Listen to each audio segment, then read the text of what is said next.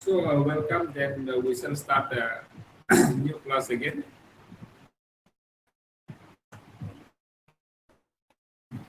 So once again, welcome to Madhav Open University.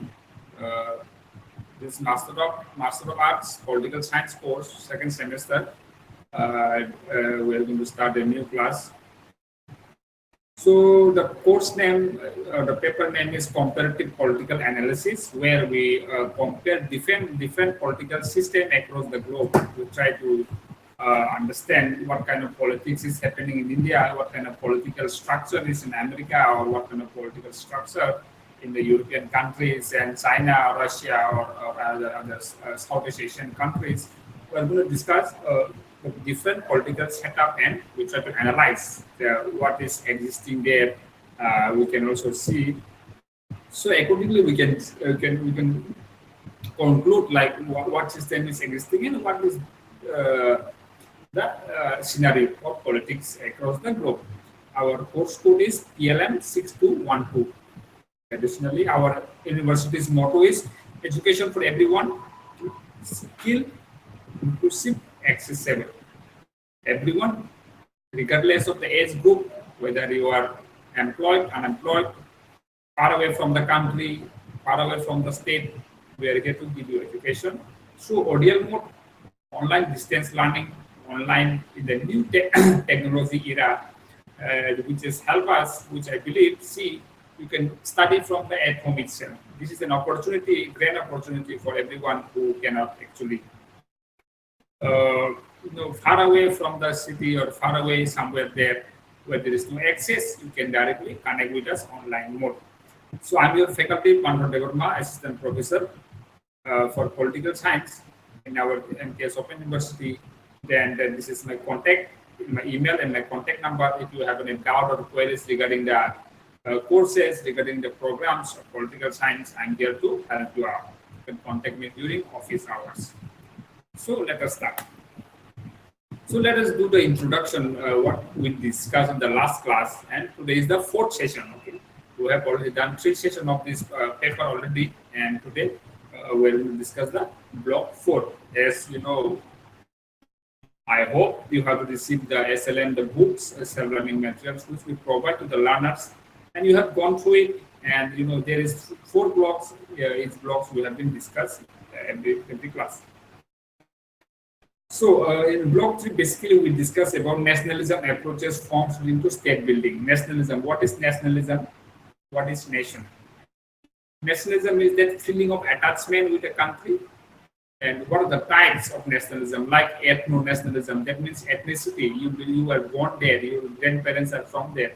So you feel that belongingness of nationalism, or nationalism can be legal-based nationalism, because we have the same rules and regulations in our country.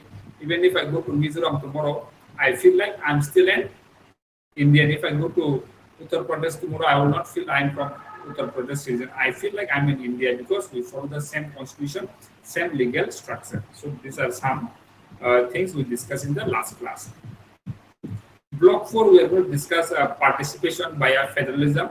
Unit 16, patterns and trends. What are the patterns of federalism? Federalism basically means there is one central power, and the rest are power divided small units that like we have in India, like union territories and states. Okay, the center is there, the central government is there controlling everything, but still at the same time we have the small units or the states.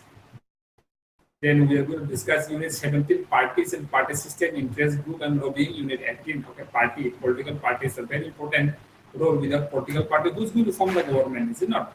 Who formed the government? The political party. They during the election, they fight for the election, they compete, so to say, and that's how they form the government. Interest group, it may be pressure group, it may be union and lobbying. Okay, same thing. Interest group and lobbying are same thing. That means group coming together and they are demanding something. You will also see sometimes group block, sometimes office get out. You know, it's not. You will see sometimes when the government office is sometimes blocked by lots of people demanding this thing and thing. That is called lobbying. In Unit 19, we'll be discussing poverty and human development because we're comparing here. Okay, so we're going to discuss those parameters. How can we actually calculate that who is under poverty and how humans are developing? It's in fact a very important feature to remember that some places human beings have developed very highly, and some places the humans are not so developed. That means the human development, that means maybe their health and education and all that stuff. And then we are going to discuss decentralization. Okay. So how there is a power at the center and still power center, state, and panchayat and all these things, different types of block level. So different levels of power distribution we are going to discuss. This is called decentralization. So we are going to discuss about Indian focus, about quasi means semi-federalism, multi-party, panchayat for inclusion. So this is the introduction what we discussed in the last class about nationalism, and block 4 we are going to discuss about participation and federalism. So let's see, federalism unit 16, introduction and types. What kind of types are there? Power sharing, central versus plus regions for diversity act of multi-ethnic states.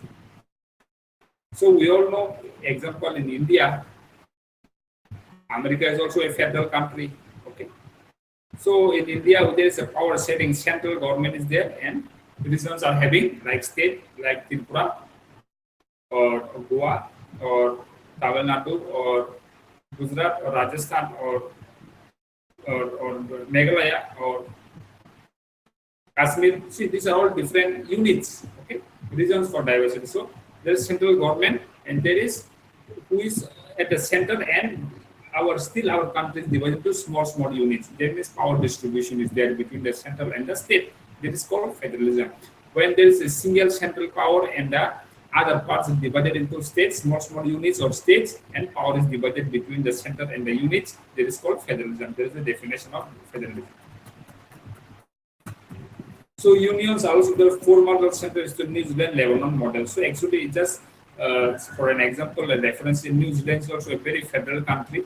Okay, so mostly there, most of the unions are centralized, not so decentralized. That is what it is called. Centralized institution. It is called Lebanon model. Lebanon also same, New Zealand also same, where there is federalism, but powers are mostly centralized, so they are fully federal.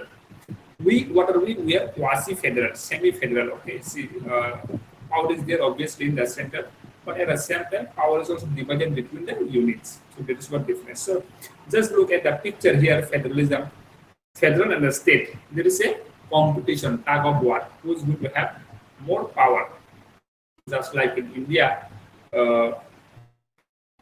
under 7th schedule, if I'm not wrong, it's 7 or 9, I think it's 7. There is a power union list, state list, and concurrent list. I want you all to read all that. So union have power where in making big decision like military power, about the space, about the currency. These are big things which the union decide. Currency, the nuclear energy and those production, big things, and the national security force. These things are all decided by the central government. State government are given some more basic local issues like agriculture and even the education. So you can say. So see the big decisions and the big points of decision making are given with the federal, the central, and the state are given lesser importance elements. See, so there is a power conflict. Then the state also they want to have more power, and the state federal also trying to have more power. So that things keeps on happening.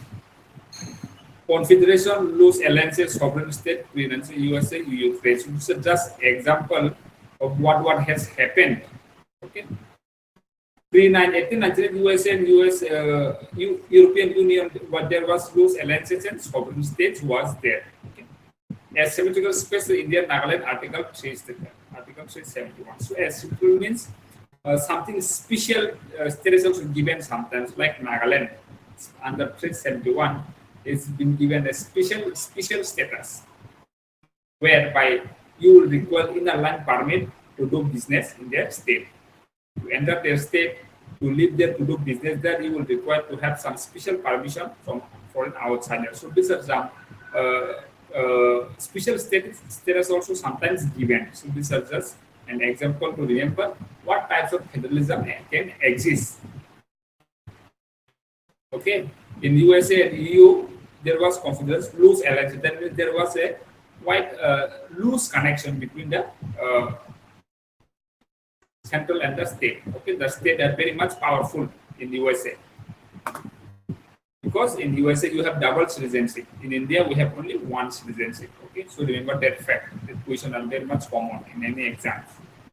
So consociation ethnic power sharing pre-1963 Cyprus. So this another type. It is called consociational ethnic power sharing. So there's a place called Cyprus. Before 1963, there was power sharing based on the ethnic originality. Okay, so these are just some types: unions, confederations, asymmetrical, consociational. Okay, so it's a prototype. You should remember. So what are the features in India? Let us talk about the Indian context of federalism. Key features in India, we have federalism. How do we know that India is a federal country? It's because we have a written constitution, bicameral legislature in an independent judiciary, dual citizenship, state equality, division of power.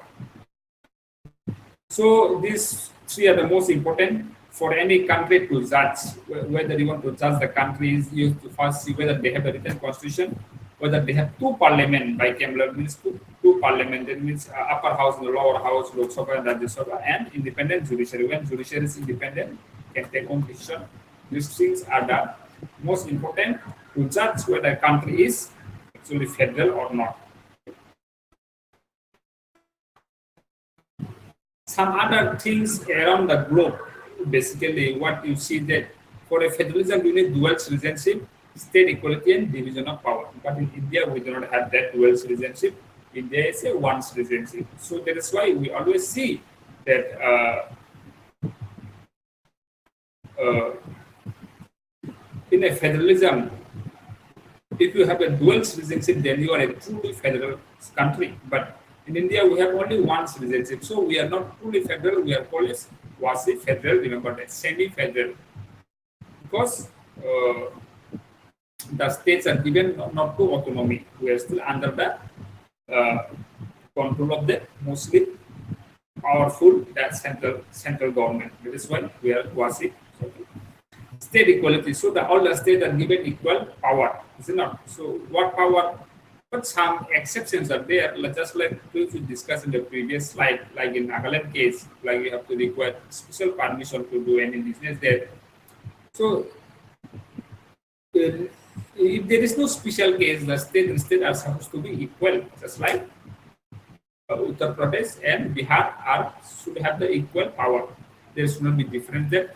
Uttar Pradesh should be more powerful or Bihar should be more powerful. That should not be the case. They should be given an equality of status. So there is some feature. Division of power, obviously, as I said, in the 7th schedule in the Indian Constitution. If you read it, you will know what is division of power, unitary power, state power, and the concurrent list. So India is quasi-state, as I said, union of state, no succession right. Very important, succession right. If you read the Indian Constitution, in the Article 1, the first beginning, India, that is Bharat, shall be a union of states is written there. Okay. So we have not written India is a federal country in the beginning.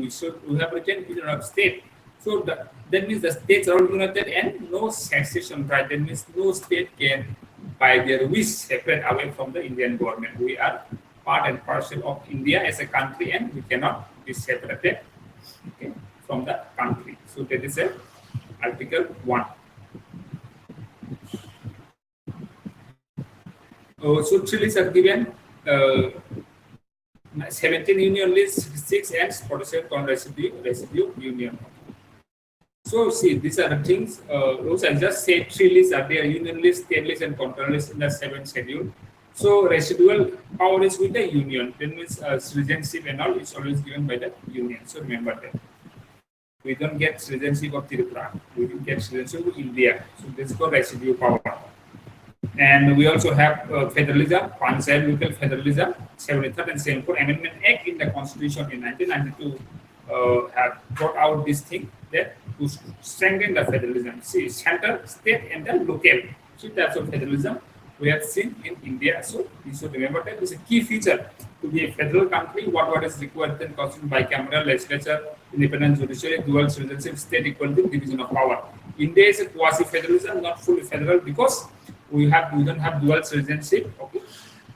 So these are the reasons we are not fully federal. We are union of state, and our state have very limited power. So these are the things we have discussed in this slide. So in Unit 17, what is there to discuss is that parties. What are the parties? See, just example here. If you see the diagram, what is going on is debate between the two groups.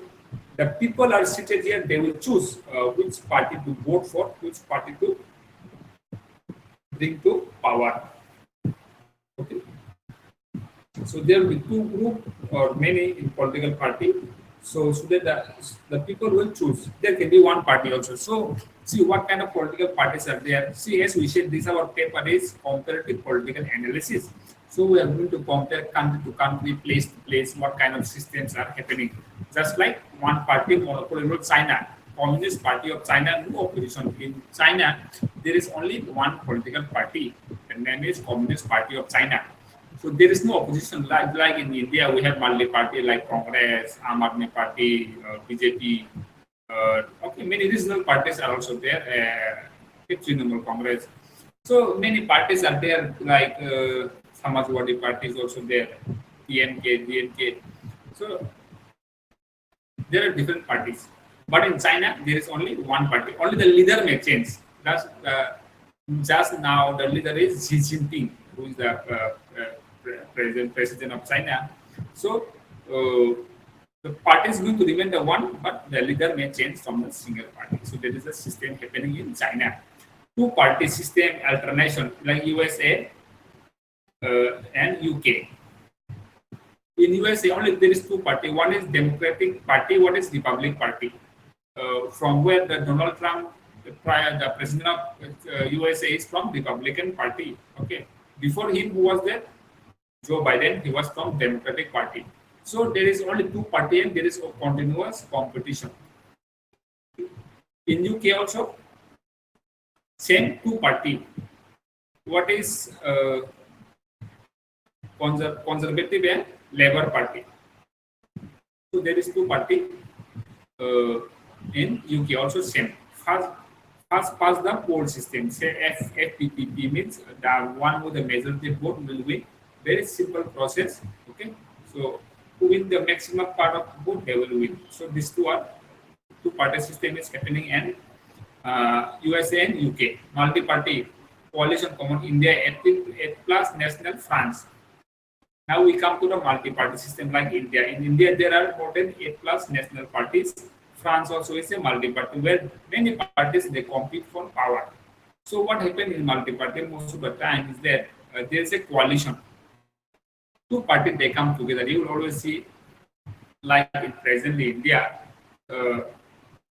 National Democratic Alliance (NDA), with the present political party is having the power. They are an NDA, National Democratic Alliance. So Democratic Alliance means they are aligning together, they are coalition. So presently what is happening in India is the coalition type of parties, okay? Political party. So France is also the same.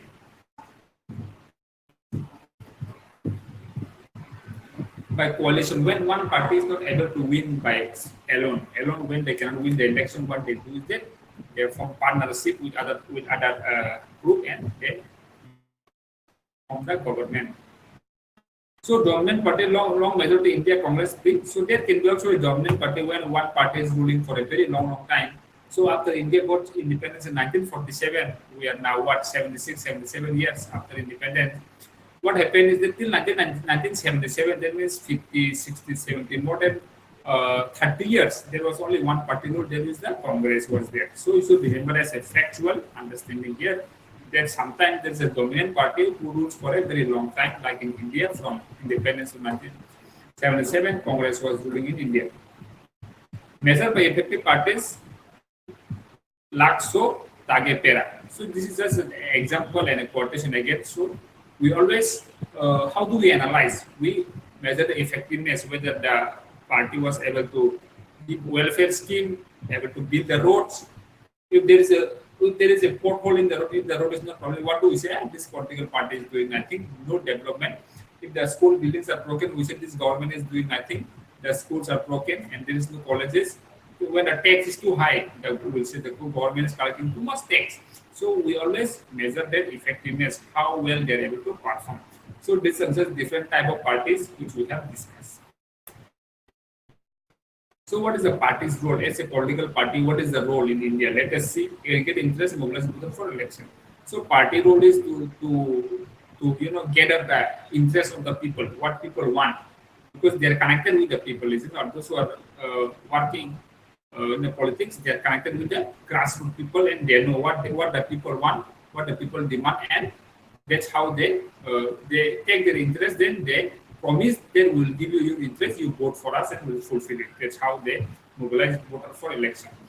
Political parties will deform government and provide opposition scrutiny. Is it not? So those who win the political party who win the election obviously will form the government, and those cannot win the election, they will become opposition and they will put pressure on the government to do this and to do that. So this is another point. Policy articulation, elite recruitment. Okay, policy, what kind of policy they are going to implement, whether they are going to collect more tax, whether they are going to collect less tax, what kind of welfare scheme are they going to give free houses to the people. These things will be discussed in the policy articulation. Elite recruitment means same thing. How the people will be recruited are also decided by the political parties. So India multi-party post 19 marginal party is BSP SP. So in India multi-party system has mostly arisen from 1989, and regional parties also started to rise from that time, like BSP and Bahujan Samajwadi Party. Okay. Bharata Janata Party, BJP and Samajwadi Party. Okay, so regional parties also rise from that time. Stability. So in the analysis, comparative political analysis is important. If you analyze the different party system, which is the best, is that two-party system has been proven that they have been able to provide stable government, and multi-party means there has been a deadlock and they cannot take decision. Because if your party interest is to make education free, but you are coalition with another party together, but they might not support you, so there can be a gridlock also. So the stable one we have seen in the political comparative analysis, the two-party has been the most stable one. So what we have discussed here is the role of the party. People interest, they form the government, they make the policy. In India, regional parties started from 1989, and multi-party system also came, and which type of party is the best, we have discussed here. In Unit 18, what we are going to discuss is that groups definition of types. What kind of groups are there? Non-electoral policy by lobbying and demos. Okay, that means the pressure group may be a trade union, for an example. Okay, whenever they demand, they block the road, they go to some places, some factory, and those are workers in the factory. They lobby means they demand there, they sit there, sit and protest. So that's how they influence the electoral politics also. Formal, same. In the formal, it comes trade union. Okay, those who are in the business, they always have a group. Whenever they think that government is not making policy in their favor, they demand. Okay. Association,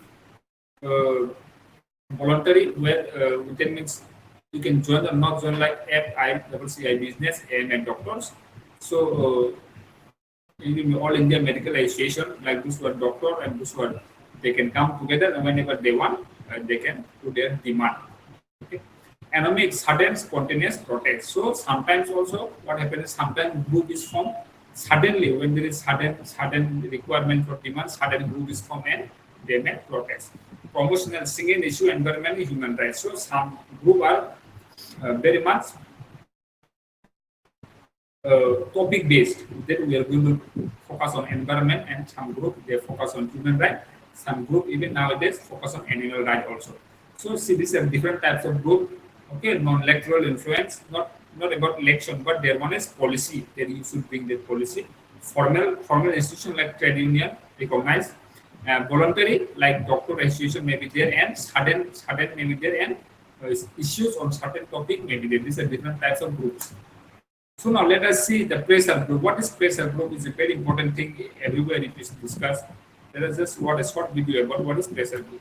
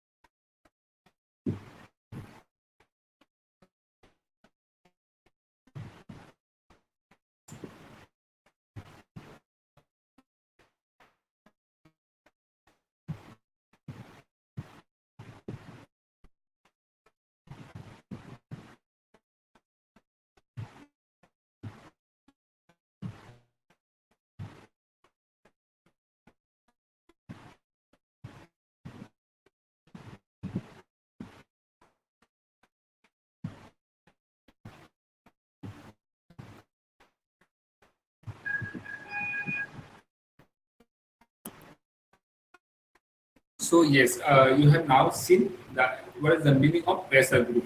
Okay, they give pressure, isn't it? Pressure to the government most of the time. So those who are group represent organized interest pressure parties. Their work is to represent organized interest and to pressure the parties. So those who are the pressure group, what they use symbol and rallies. Example, US and other gun lobby. Okay. So there's in US there's a gun regulation that everybody can have a gun. So there are some rallies also to ban the selling of and buying of guns. So there's an example there. There's a group who is actually protesting for that thing. So there is a thing here. So group in India, there is a farmer union, BKU, till multi-party case. So farmer union, in example as in India, is that their demand is to more betterment for the welfare of the farmer. Those who are farmers, so that their life can become better. Those are their demands. So by groups, what we can have is to enhance pluralism, but this capture. So it can help in pluralism. If we discussed in our earlier class today, modern Western political thought. Last we talk about enhancing pluralism. Different groups should be there. So that's what this is also about. These are all connected, and the more group you have, the more likely it is to be a success in the society and more fulfilling of the demand. Versus parties non-governance aims. Okay, so these are just the role of the group and what type of group can be there. Just like in the video also you have seen is that a group can also be there based on the racial group from the same race. Okay, so these are just example, and it can be a student group also. So these are some of the group that exist in our society, and you should be aware of that. They are very influential. That's why they come in our area of study. So now unit 19, what we are going to discuss is about the poverty. So poverty is a very big concern, not only in our country but around the globe. So due to poverty, what happened is the low turnover, poor, vote less economic barrier. Those who are poor people, they do not vote. So that is a very big concern. So and point to remember here.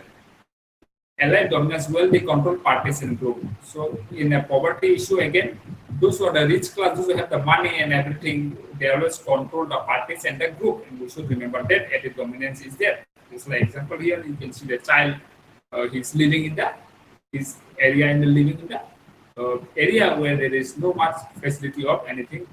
The home are just plastered together. Limits participation with global poor varies by state. So when there is poverty in any place, in any country, there will be no participation from the people. There will be the truth about the state will not be properly seen, because who want to declare the country as a poverty driven? So the reality may not be seen when there is a poverty. No, there will be no proper analysis, no proper data. So we don't really know what is going on there.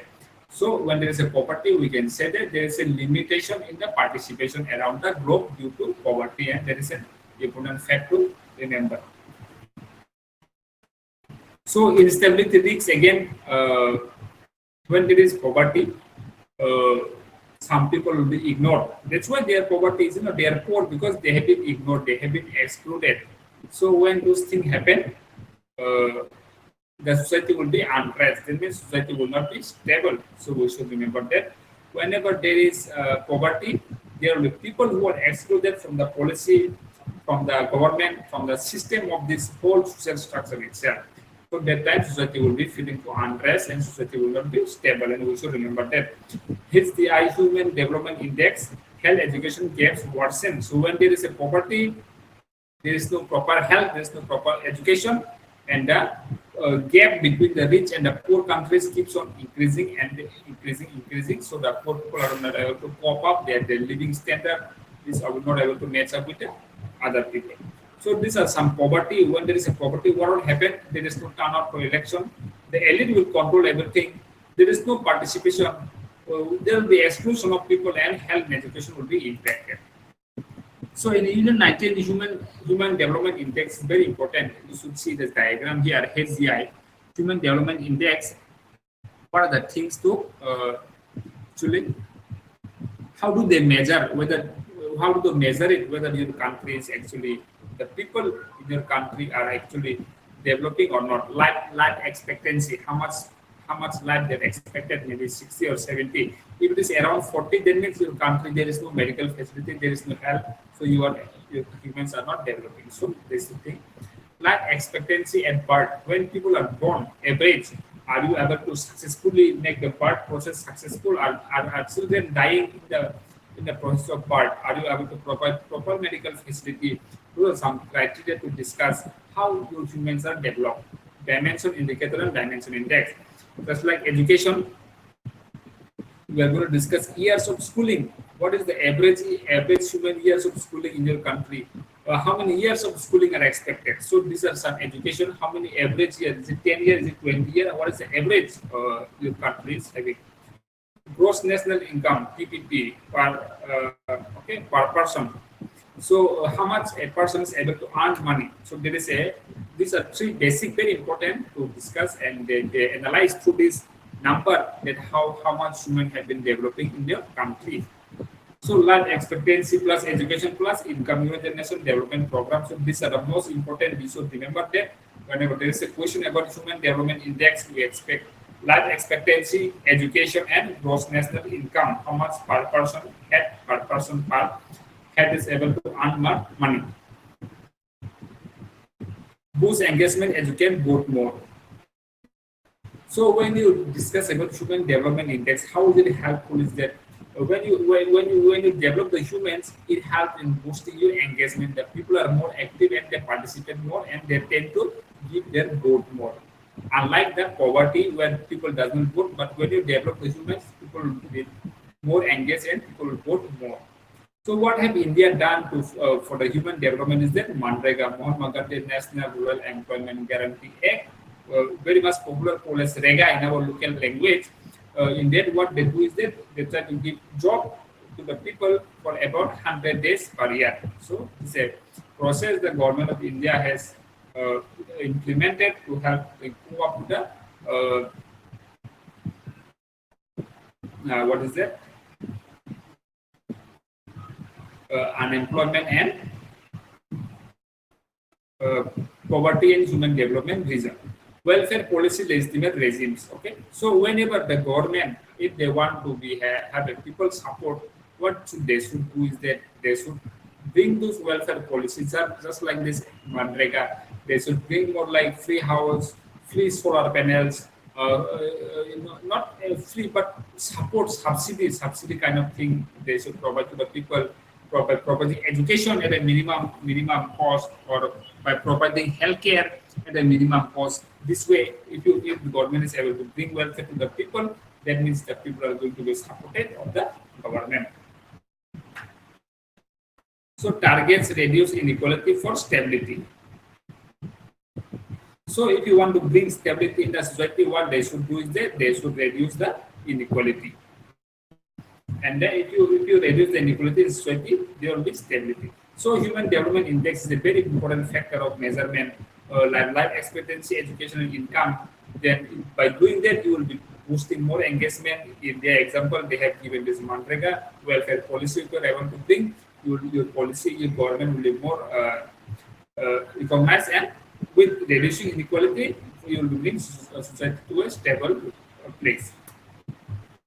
So in the last unit of our comparative political analysis, we discussed the devolution of 4 local power transfer election. Okay, decentralization. Okay, power is there, half power given to state, again half power given to the local. So power division is there, central official and local level. Okay, specific function to agency, privatization, market, non-state delivery, and grassroots efficiency. Basically, we know we all have panchayat, state government, block, division, subdivision, state in India. So see, Tripura, India, again from Tripura we have what? District. Again from district we have subdivision. Subdivision again we have block. Again from block we have panchayat. So this is a different level of power distribution for the grassroots democracy. So that the democracy is able to reach the local level. So that the power should be there always in the central, but there should be a power distribution. Okay. Devolution for power transfer election. Through election, there is a power transfer. Okay. This decentralization, central official and local level. So what can we do as a solution is that those who are centrally working, they can be sent at local level so that they can perform their maximum duty. Delegation is also a system of decentralization. How is that? Specific function to agencies. Okay, some power can be given to some agency, specialized agency to perform the function. That system is called delegation. Privatization is also a process of decentralization to give power to the different group of people. Okay, market, non-state delivery. In the market or non-state delivery, they can help. Just like some airports are happening, even nowadays, if you see privatization is going on, the government is selling off things to the private players so that there is a decentralization. The main aim is to grassroots efficiency so that all the people are able to be engaged into politics. So these are different forms, different types of decentralization that can be there for you to remember. Devolution, deconcentration, delegation, and privatization.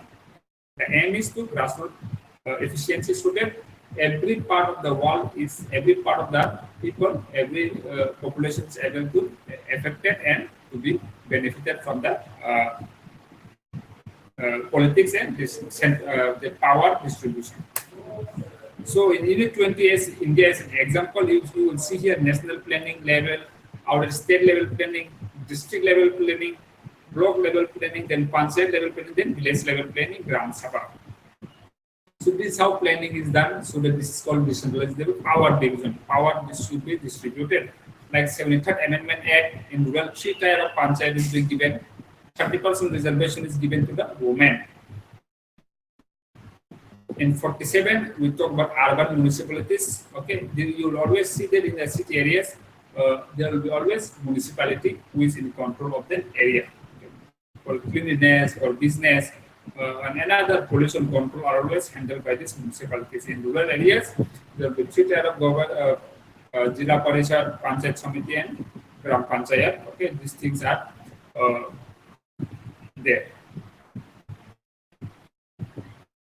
Accountability means local leader and responsive. So by helping with the decentralization purpose, what is the benefit is that the local people are appointed and the local people are connected with the people and they can be very much helpful because some people from outside is not coming, but someone from your local area is appointed. So you know him, so you are connected with him. So whatever policy and planning you want to make for the society, you can have a direct discussion and connection with the local leader. Participation rise for normal voice. So what can we see and conclude from here is that with the decentralization process, the poor people have been, their voice have been heard, their demands have been taken into consideration and it has been acted upon. So this is a very positive point of decentralization process. But the challenges still we have is adequate funds and training. So yeah, we have done the process. We have started since 1992. The decentralization process. The central power is being distributed in the state from the local government. But what we have seen is that there is not enough funds and training. So the things have been not too much a very great success to say because there is no fund, there is no training, there is some institute. But in spite of that fact, we can see that some positive side here is that local leaders are very responsive and the poor and marginalized, their voice have been heard. So these are some positive sides. So if we do a unit comparison, what we have learned is that federalism, India is a quasi-union having USA classical strong state. So India is not totally a federalism, it's a quasi-federalism because the union government is too much powerful. If the state and the union is given somehow same level of power, we could have said that India is a union, but it means federation. But no, India is a quasi-federalism because union is very much powerful and the state is less powerful. But in USA, the real example classical because the central government is strong, but states also equally strong. So this is the difference between quasi-federalism and real federalism. So parties, what about the political party? In India, there is a multi-coalition government. We all know multi-parties are coming together and they coalition to form the government. Multi-party system is there. In UK, there is only two party and it has been seen as a stable form of government. In coalition government, where is a deadlock sometimes happens, so there is an issue. Groups in India there is unions and protests versus in USA there has been professional lobbies. In India union and they are protesting here wherever they require, but in USA we have seen that more professional grouping has been done.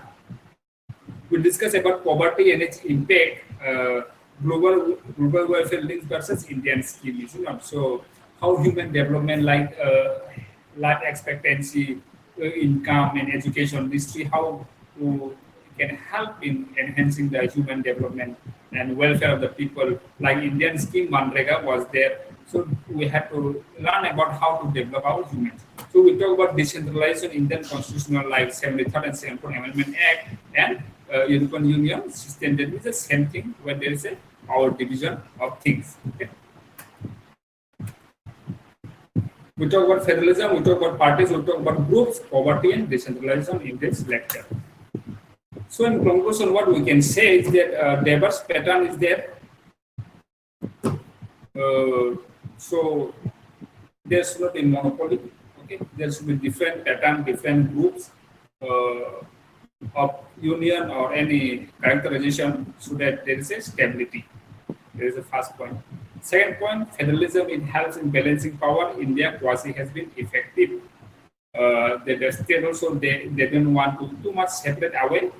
The center also not and too much capture. So there has been a balance in India, so to say, not too much extreme level that the center is holding all the power, or not too much that the state are having not power, but there has been a balance. So that's what we can analyze comparative political analysis. We can analyze that there has been a balance. Parties or group, their helpful was that their voice for masses there, that people, what people want and what people demand, okay, their voice can be heard from the political parties and the group. And those who are from multi-party, they have been more inclusive in that sense, okay. So parties and group, their main function was voice for the masses, what people really want. In poverty and human development index, we discuss about welfare boost turnout. So whenever you make people more developed, more people will participate and more people will turn out for election. So you should remember, if you want the people to be active participants, citizen, actively participate in voting, you should pass welfare for them. So decentralization, what we learn is that key reform for grassroots participation. So with this decentralization, that means when the power is divided between center and the other parts like the state level and the block level, we have also seen that the local grassroots people have been able to participate in the political process. So what is we have discussed today about diverse pattern, federalism, parties and poverty and decentralization. These are the topics that have been discussed today. Thank you once again for joining today's session. If you have any question regarding the class, I'll be happy to answer.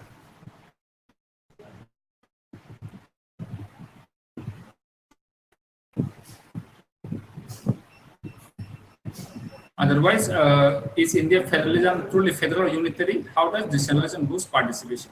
So, no, India, we cannot say that India is truly federal or truly unitary because we are in Article 1, we mentioned India is a union of state. Okay, so that statement clarifies that we are a quasi-federal, that the union has more tilt.